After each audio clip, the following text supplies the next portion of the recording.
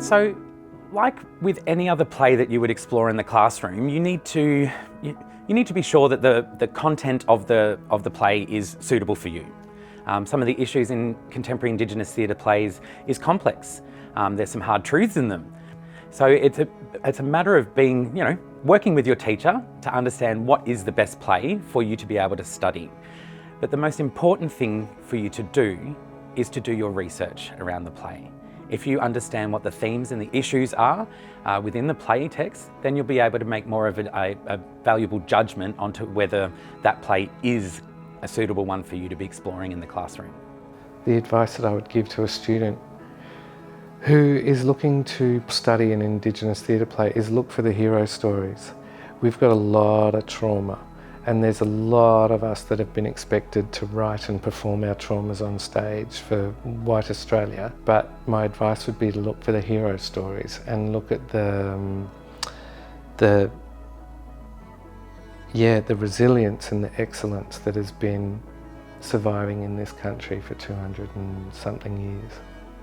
I think choosing a play to study, I think it has to resonate with you now. It has to have something that has contemporary resonances and themes that you can identify with. It's really important that you can identify with the characters in the play and some of their journey that they go on, whether they be young people in the play that you can relate to, or just questions of belonging and identity, which we all have as young people growing up, that we like to explore.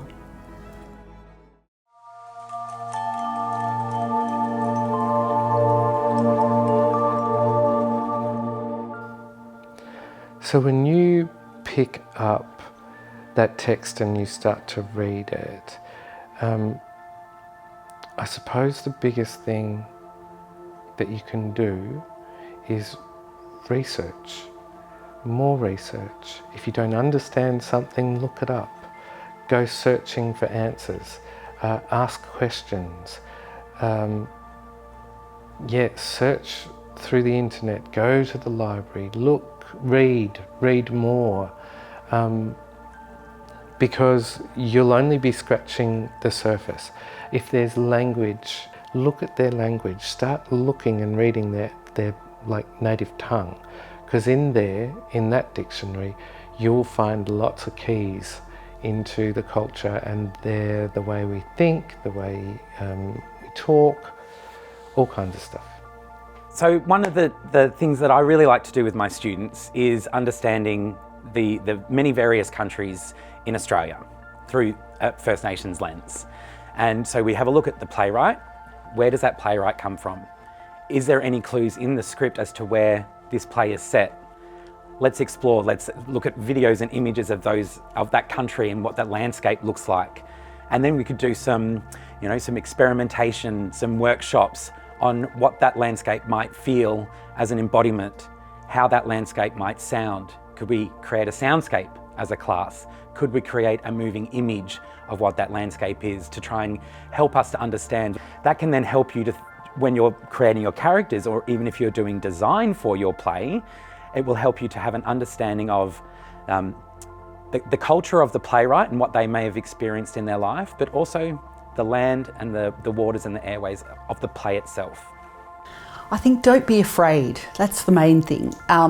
You won't have all the answers. You won't know everything about Indigenous culture, but we give you permission, well, I give you permission with my plays at least, to explore those ideas and ask lots of questions. If you can engage with First Nations people in your own local community and get them to come into the school and talk to you about it, whether it's a parent of someone at the school or whether it's just your local community organisation.